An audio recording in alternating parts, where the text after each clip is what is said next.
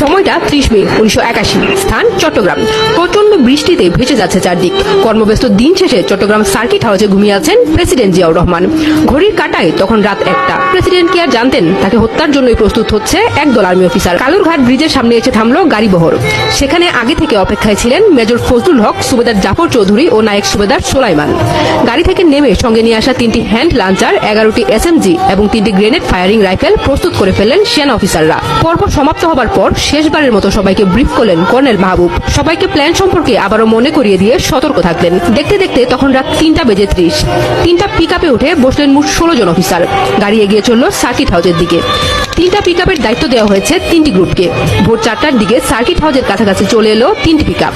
ততক্ষণে বৃষ্টিতে তলিয়ে গেছে রাস্তাঘাট। পুরো শহরের মানুষ ঘুমিয়ে, জিয়াউর রহমানও গভীর ঘুমে। সার্কিট হাউসের বাইরের গেট বন্ধ, জানালাগুলো অন্ধকারে ঢেকে আছে। এই অবস্থাতেই 2টি পিকআপ গেটে ধাক্কা দিয়ে ভেতরে প্রবেশ করলো। প্রথম পিকআপে থাকা রকেট লঞ্চারের দায়িত্বপ্রাপ্ত অফিসাররা রকেট নিক্ষেপ শুরু করলেন। প্রচন্ড শব্দে কেঁপে উঠল সার্কিট হাউস। গার্ডরা চমকে উঠে আঁকড়ে ধরল তাদের অস্ত্র। অন্যদিকে SMC দিয়ে এক নাগাড়ি গুলি করতে করতে দোতলার দিকে এগিয়ে গেল প্রথম দল। গার্ড রেজিমেন্ট ও পুলিশের 10-12 জন সদস্য তখন মাটিতে লুটিয়ে। দ্বিতীয় দলটিও গুলি ছুটতে লাগলো। আর তৃতীয় দল তখন কেউ যাতে পালাতে না পারেন তার জন্য পাহারা দিচ্ছেন রাস্তায়। প্রথম দলটি তখন জিয়াকে খুঁজছেন। সার্কিট হাউসের যে রুমে জিয়া থাকার কথা ছিল সেই রুমে তিনি ছিলেন না। গোলাগুলির আওয়াজে সিঁড়ির ডান দিকের রুমটার দরজার পাল্লা ফাঁক করে বাইরে কি হচ্ছে দেখার চেষ্টা করলেন জিয়া। বিদ্রোহী অফিসারদের নজর পড়ল জিয়ার উপর। গর্জে উঠল দলে থাকা লেফটেন্যান্ট কর্নেল মতির হাতের অগ্নেয়াস্ত্র। মাটিতে লুটিয়ে পড়লেন জিয়া। মতি প্রেসিডেন্টের মুখ উপরে তুলে পুরো ম্যাগাজিন খালি করে ফেললেন। ঝাঁঝরা হয়ে গেল জিয়া রহমানের দেহ।